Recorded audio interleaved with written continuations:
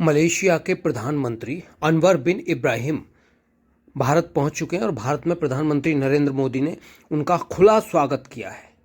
लेकिन सबसे बड़ा मुद्दा यही है कि भगोड़े जाकिर नाइक का मुद्दा उठेगा क्या। भगोड़ा जाकिर नाइक भारत से भाग गया है और भारत से भागने के बाद वो मलेशिया पहुंच गया है। जाकिर नाइक भारत में वांटेड है। प्रवर्तन निदेशालय और नेशनल इन्वेस्टिगेशन एजेंसी ने उसे वांटेड घोषित कर रखा है। उस पर भड़काऊ भाषण देने, मनी लॉन्ड्रिंग करने और आतंकवाद को बढ़ावा देने का आरोप है। 2017 में जाकिर नाइक मलेशिया भाग गया था। उसके पास मलेशिया की नागरिकता भी है। भारत ने कई बार मलेशिया से जाकिर नाइक के प्रत्यार्पण की मांग की है। मलेशिया में जाकिर नाइक खुलेआम घूमता है और अब फीफा वर्ल्ड कप की ओपनिंग जैसे जगहों पर भी वो पहुंचा था। जाकिर नाइक एक एनजीओ चलाता था। केंद्र सरकार ने उसके एनजीओ पर 2016 में बैन लगा दिया था। इस साल मार्च में इस प्रतिबंध को और आगे बढ़ा दिया गया था। केंद्र सरकार ने इस फाउंडेशन पर यूएपीए के तहत बैन लगाया है। आरोप है कि फाउंडेशन के जरिए जाकिर नाइक फंडिंग लेता था और इसका इस्तेमाल कट्टरपंथिता को बढ़ावा देने में करता था। लेकिन अब मलेशिया के प्रधानमंत्री जाकिर नाइक मुद्दे के बीच में भारत पहुंचे हैं और भारत मलेशिया के पुराने संबंध हैं। व्यापार भी बड़ा मजबूत रहा है भारत और मलेशिया का। लेकिन आप सबको याद होगा कि जब मलेशिया के प्रधानमंत्री मताहिर थे तो कश्मीर पर एक बयान दिया था मताहिर ने।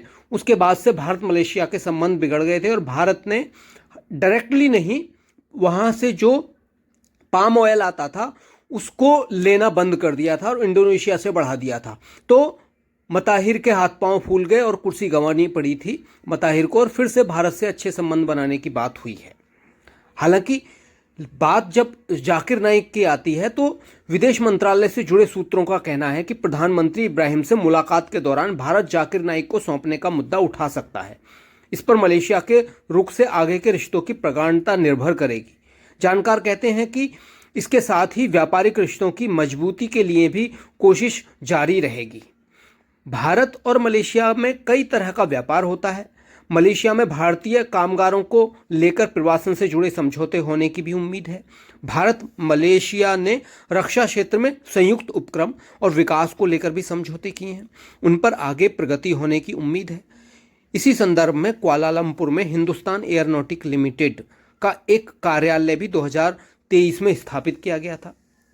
करीब बताया जाता है कि 20 अरब डॉलर से अधिक का व्यापार होता है दोनों के बीच में।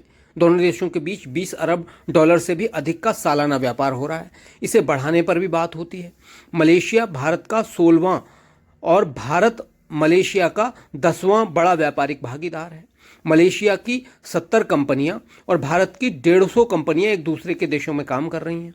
दोनों देशों में 4 वर्किंग ग्रुप बने हुए हैं। इसमें joint commission meeting, foreign office cancellation, Indian Malaysia defence cooperation और इंडिया मलेशिया सीओ फोरम शामिल है। मलेशिया और भारत के कूटनीतिक संबंध 1957 से हैं और वहां भारतीय प्रवासियों की भारी तादाद में मौजूदगी के चलते दोनों देशों के रिश्तों में प्रगाढ़ता बढ़ी है। वहां 29 लाख भारतीय प्रवासी हैं जो उसकी कुल आबादी का 7% हैं। अमेरिका के बाद वहां सबसे ज़्यादा 27.5 लाख भारतीय मूल के लोग रहते हैं। 1.85 लाख प्रवासी भारतीय हैं। पर्यटकों का भी मामला वहां बनता है। मलेशिया के पर्यटकों के लिए भी भारत एक प्रमुख आकर्षण का केंद्र है। मलेशियाई पर्यटकों को भारत 30 दिन का डबल एंट्री वीज़ा प्रदान करता है। वहीं मलेशिया भारतीय पर्यटकों को आसान ई वीज़ा देता है। दोनों देशों के बीच 11 संस्थानों से सप्ताह में रिकॉर्ड 211 उड़ानें भी संचालित होती हैं। तो दोनों के बीच बड़ा अच्छा मुद्दा है। लेकिन मताहिर मोहम्मद के आने के बाद कुछ संबंध जो थे वो गड़बड़ हुए थे, क्योंकि मताहिर पाकिस्तान को साथ में लेके और तुर्की को साथ में लेके एक जो इस्लामिक देश थे उनका एक ट्रायंगुलर बनाने की कोशिश कर रहे थे। हालांकि मताहिर ने जब ये इस्लामिक देशों की एक कॉपरेशन बुलाई तो सऊदी अरेबिया ने पाकिस्तान को झड़क दिया था और पाकिस्तान उसमें नहीं गया था। तो इस वजह से जो एक फ्रंट बनाया जा रहा था मताहिर मोहम्मद के द्वारा वो खत्म कर दिया था सऊदी अरेबिया ने। लेकिन भारत से जो संबंध हैं मलेशिया के, वो इस बात पर भी निर्भर करेंगे। कई लोगों का कहना है कि क्या मलेशिया भारत की बात को सुनता है। अगर वो भारत की बात को सुनता है तो फिर ये देखना होगा कि क्या जाकिर नाइक का मुद्दा उठाया जाता है। मलेशिया के विदेश मंत्रालय ने कहा था कि प्रधानमंत्री अनवर इब्राहिम 19 से 21 अगस्त तक भारत की आधिकारिक यात्रा पर रहेंगे। उनके साथ विदेश मंत्री, निवेश मामलों के पर्यटन मंत्री और मानव संसाधन मंत्री भी होंगे। नोटिफिकेशन में आगे कहा गया है कि साल 2022 में प्रधानमंत्री का पद संभालने के बाद यह उनकी पहली भारत दौरा है। इस यात्रा से भारत और मलेशिया के बीच संबंध भी मजबूत होंगे। इसके अलावा मलेशिया के प्रधानमंत्री भारतीय राष्ट्रपति द्रौपदी मुर्मू से भी मुलाकात करेंगे, ऐसा कहा जाता है। वहीं भारतीय विदेश मंत्रालय ने भी अपना एक नोटिफिकेशन जारी किया है। भारतीय विदेश मंत्रालय ने इस दौरे पर कहा है कि मलेशिया के प्रधानमंत्री अनवर इब्राहिम प्रधानमंत्री नरेंद्र मोदी के निमंत्रण पर भारत की अपनी पहली आधिकारिक यात्रा पर आ रहे हैं। वह महात्मा गांधी को गिराज अकीद पेश करेंगे, जिसके बाद वह भारत के पीएम के साथ द्विपक्षीय वार्ता करेंगे।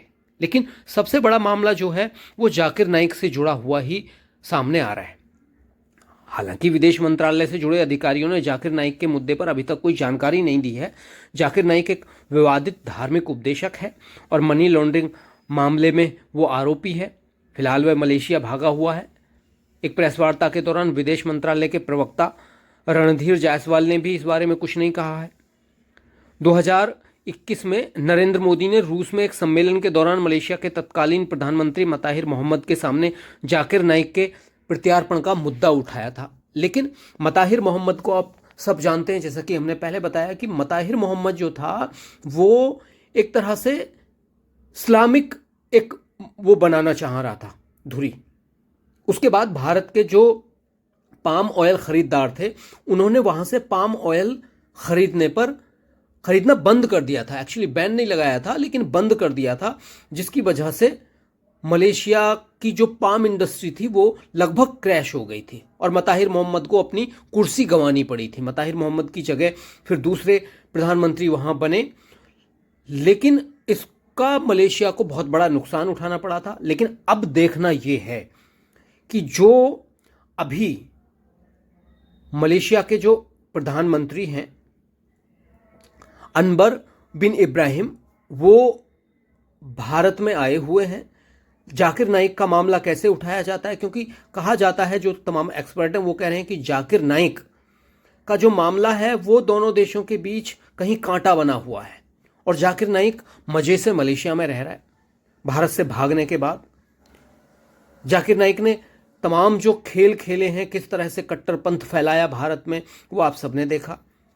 खुलेआम धर्मांतरण कराता था वो, मनी लॉन्ड्रिंग का उसके ऊपर मामले आए हैं कई सारे, और अब उसके संगठन को बैन कर दिया गया है UAPA के तहत। तो जाकिर नाइक का जो मामला है दोनों देशों के लिए बड़ा महत्वपूर्ण है। ये अंदर उठेगा, क्या होगा ये देखने वाली